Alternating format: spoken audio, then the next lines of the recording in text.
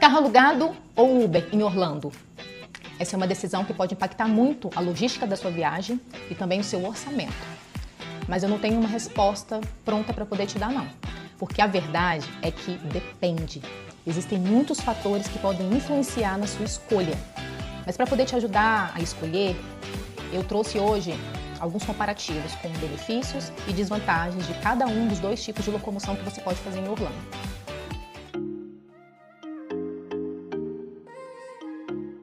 Antes de tudo, eu quero só dar um alerta, porque não necessariamente que você precisa ficar com um ou com o outro. Existe também um sistema público de transporte por lá, mas que eu já te adianto que não funciona, não vale a pena. Você não vai fazer uma viagem dessas, parar em outro país para poder ficar passando raiva com o transporte público de lá, tá bom? Fica entre essas duas escolhas que vai ser melhor para você. Então vamos lá, pensando nos benefícios de você ficar com Uber. O Uber, ele funciona quando você vai ficar poucos dias, até uns 7 dias eu poderia dizer, porque a locação do carro é mais caro. Ele funciona quando você tem poucas pessoas na sua família, você tem 2, 3 pessoas no máximo. Ele funciona quando você vai fazer poucos deslocamentos, então você vai ficar às vezes dentro de um complexo da Disney, ou dentro do complexo da Universal, vai usar muito os transportes que tem por lá gratuito. O Uber funciona muito bem. O Uber você não precisa pagar estacionamento, não precisa pagar pedágio, não precisa se preocupar com dirigir por lá. Você chega no aeroporto, simplesmente chama um Uber e vai para o seu hotel. Você tem medo de dirigir? É uma saída. Você não tem carteira de habilitação? É uma saída. Essas são algumas vantagens de você ficar com o Uber. Agora, quando que o Uber começa a ser uma desvantagem? A primeira desvantagem que eu vejo é com relação ao preço. Existe uma coisa chamada tarifa dinâmica, em que aqueles momentos de maior lotação dos parques, quando termina, né, quando fecha os parques ou então na hora de abrir, esses são os momentos em que o Uber sabe que existe uma maior demanda, então ele vai te cobrar mais por isso também.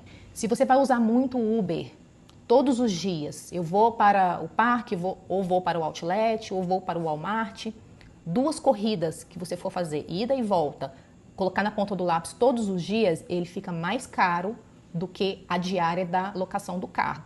Eu fiz uma pesquisa aqui, mais ou menos, de um preço médio, ele começa a partir de $20, você ficando na International Drive e indo para um outlet bem próximo da International Drive, até o Magic Kingdom, por exemplo, ele chega a $50, isso sem contar com tarifa dinâmica. Se você tem uma família grande, por exemplo, você vai precisar contratar aquele Uber XL, que comporta mais pessoas, um porta-mala maior. Isso também encarece o valor que você vai pagar. Outro fator é a questão da cadeirinha. Se você precisa de cadeirinha, o Uber tem sim a possibilidade de você selecionar um Uber que tenha cadeirinha de criança. Só que, lógico, você vai pagar mais. Se você for fazer compras, vai no supermercado, vai no Walmart, vai ter muitas sacolas, vai ter Uber sim, que vai limitar a quantidade de sacolas que você pode colocar no porta-malas. E fica chato, né? Vamos combinar que fica uma questão bem chata você com aquele monte de sacola no Uber. Mas, se você não liga para isso e está tudo bem para o Uber, resolvido. Outro fator também é a questão da internet. Para você chamar Uber o tempo todo, você precisa ter uma internet muito boa no seu celular. Mais uma coisa que eu já ia me esquecendo, a gorjeta. Sim, gente, vai pegar o Uber, o motorista está esperando sim aquela gorjetinha que você vai dar no final da corrida. $5, $10, ele está contando. Então, cada corrida que você for fazer, você precisa colocar nos seus cálculos. Eu fiz umas contas aqui básicas de uma viagem de 15 dias, fazendo esse transporte de Uber para cima e para baixo todos os dias. E olha, vou te contar que chegou bem próximo de $900 a estadia inteira. Sem contar com a tarifa dinâmica, sem contar com o Uber XL, sem contar com a cadeirinha. O basicão. Beleza, então vamos agora para quando que o carro alugado começa a compensar. Primeiro eu fui ver mais ou menos os valores que você pode alugar. E aí vai depender muito da época do ano que você vai. É aquilo, alta temporada, valores maiores, baixa temporada, valores menores. E também depende da antecedência com que você faça a sua reserva. Eu estava fazendo aqui um comparativo mais ou menos em baixa temporada para 15 dias com bastante antecedência. Eu achei aqui, ó, para um carro econômico, tá? Para 4 pessoas no máximo, você acha entre $525 a $750 os 15 dias. Para uma SUV intermediária, você acha entre $825 a $1.125.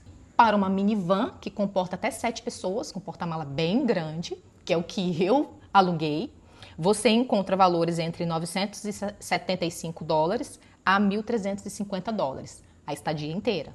Agora, qual é a grande questão do carro alugado? Do meu ponto de vista, é a liberdade, gente. A liberdade que você tem tendo um carro. Você pode acordar a hora que você quiser, pegar o seu carro sem ficar esperando o Uber, se é que o Uber vai vir naquele momento que você precisa. Você chega no parque, você sai do parque a hora que você quiser, você sabe aonde você estacionou o seu carro, você só entra no seu carro. Com criança pequena, com criança cansada de parque, essa liberdade, ela não tem preço. Mais uma coisa, você vai no supermercado, é aquilo que eu falei, cheio de sacola, vai num outlet, cheio de sacola, às vezes coisas caras, né? Chamar o Uber ali tira um pouco a liberdade, entende? Então, se a sua viagem é de 7 dias, o preço da locação do carro ele vai ser proporcionalmente maior. E às vezes pode compensar o Uber, tem que fazer as contas.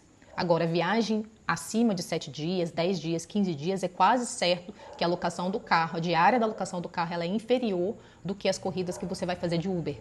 Aí você soma isso a ter mais pessoas na sua família. Por exemplo, eu tenho 5 na minha família. Eu tenho 2 adolescentes que são gigantes e mais um monte de mala junto. Nem uma SUV talvez dê confortavelmente para minha família ficar. Então, nós optamos pela minivan de 7 lugares. Ah, mas então só tem vantagem de ficar de carro? Não é bem assim. Existem algumas desvantagens que também impactam no orçamento do seu bolso, que você precisa colocar nas contas. A primeira grande desvantagem do carro é que, se o seu hotel cobra estacionamento, você precisa considerar esse estacionamento nas suas contas. Os parques, eles todos cobram estacionamento. Alguns parques, como o SeaWorld, o estacionamento é mais caro, é $37, né, preços atuais de 2026. Magic Kingdom, 32, dependendo, né, do tipo de estacionamento. Então, gira em torno de $30 até $37, que é o SeaWorld. Então, isso a diária, né? Você precisa colocar isso nas contas. Quem vai ficar em um hotel que cobra estacionamento, mais o estacionamento dos parques, precisa muito bem fazer as contas certinho, porque pode dar um valor muito absurdo no final da sua estadia. Nós, por exemplo, vamos ficar no Royal Pacific. O Royal Pacific cobra $35, $36 a diária de estacionamento. Só que nós ficando lá no Royal Pacific, por óbvio que nós não vamos tirar o carro e colocar no estacionamento geral da Universal Studios. O nosso carro vai ficar lá quando nós formos nos parques. Aí nós vamos aproveitar os transportes do Royal Pacific, né? A pé ou barquinho. Então não teria esse estacionamento do parque. Porém, tem o estacionamento do hotel. E no dia que nós formos para a Disney, nós vamos pagar o estacionamento do hotel mais o estacionamento do parque da Disney. Então eu coloquei umas contas aqui de estacionamento de parques. Quanto mais ou menos que você vai gastar? Claro que vai depender dos parques que você vai. Mas eu coloquei aqui, ó, você pode gastar até uns $450 a $600 de estacionamento só. Outra desvantagem é a questão do seguro. Sim, você precisa ter um seguro do carro. É lógico que você não precisa contratar o seguro com a locadora. Mas você pode verificar no seu cartão se cobre terceiro, se cobre a locação do carro. Se cobrir e você conseguir ativar, ok. Você pode ir lá na locadora, mostrar a sua apólice e falar, olha, é coberto. Agora, fora isso, gente, não saia do carro, não saia do aeroporto sem seguro no carro, por favor. Sobre a cadeirinha. Muita gente fala que a locação da cadeirinha pelas locadoras, elas são um absurdo de caro. E é verdade, é muito caro mesmo. Tipo assim, $22 por dia de locação de cadeirinha. Mas você não precisa sair do aeroporto com a cadeirinha. Você pode sair do aeroporto e procurar um local mais próximo, um estabelecimento comercial, que você possa comprar a cadeirinha do carro. É mais vantajoso você comprar, dependendo da quantidade de dias que você vai passar, obviamente, né? Você ir comprar no Walmart, você compra cadeirinhas bem barato. Se você não quiser trazer para o Brasil, você pode deixar por lá mesmo. E tem também a questão do combustível, né? É lógico, você vai gastar combustível, você vai pagar o combustível que você gastar. Você pode contratar o tanque cheio, você geralmente paga um pouquinho mais caro pelo tanque cheio, ou você pode contratar, você pegar o tanque cheio e você abastecer e entregar o tanque cheio. Mais ou menos você vai gastar aí uns $100, $150 de gasolina, não é nada de outro mundo não. Isso se você for ficar só ali em Orlando, né, fazendo os parques ali naquele miolinho, né? Se você for para Miami e tal, é diferente a situação. Agora, como você se sente? Isso é uma pergunta que você precisa se fazer também. Você se sente confortável dirigindo em Orlando? Os Estados Unidos é super tranquilo, as vias são muito bem sinalizadas, não costuma ter problema, mas eu confesso para vocês que eu não me sinto confortável dirigindo lá nos Estados Unidos. Eu tenho medo. Graças a Deus, meu marido não tem. Então, assim, a chave vai para ele e eu fico só de acompanhante do lado. Agora, se você não tem carteira de habilitação, aí não precisa nem dizer, né? Vai de Uber, que na verdade, no final das contas mesmo, não faz muita diferença financeiramente falando não, tá bom? A minha decisão de alugamos uma minivan por 14 dias, mesmo com cobrança de estacionamento de hotel, mesmo com cobrança de estacionamento de parque, por conta da liberdade. Eu quero ir ao supermercado para fazer comprinhas de comida, comidinhas, para poder economizar na alimentação. Então, eu preciso ter uma liberdade maior de me movimentar, sem ter que ficar dependendo de Uber, ainda mais andando com 5 pessoas para cima e para baixo. Mas eu quero te dizer que eu já fui sim para Orlando sem alugar carro. Também não dependi de Uber. Uma vez ou outra, vamos dizer assim. O nosso foco numa outra viagem foi ficar dentro dos complexos, não saímos para nada, não fui ao Walmart, não fui ao Outlet, nada. E usamos o transporte de dentro do complexo. Super bom, foi uma economia fantástica, mas foi um estilo de viagem. Então, não existe uma resposta absoluta. Vou bater o martelo que alugar carro é sempre melhor. Não.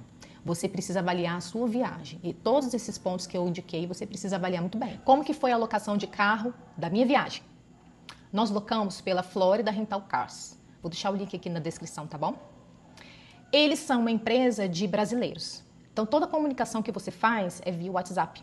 Eles te dão todas as informações, assinam o contrato, você passa a documentação, já paga, você pode parcelar até em 10 vezes sem juros, em reais, sem IOF. Lógico que vai sair um pouquinho mais caro do que você alugar numa rental cars buscadora de várias outras, né? Tipo Alamo, Hertz, Budget. O carro foi uma minivan de 7 lugares. Eu paguei para uma estadia de 15 dias R$ 5.200, já com o seguro, sem nenhum extra a mais.